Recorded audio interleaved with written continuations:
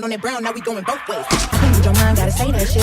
Should I take your love, should I take that dick? Got a whole lot of options, cause you know this. I'm a hot girl, so you doing down on it, Welcome back to my channel. So I'm back with another hair video. I'm gonna be watercoloring this wig for my sister, and I already did the first bundle just to see how it was gonna turn out. And I'm using Adore in the cinnamon color. Excuse my hand, y'all, that actually ashy.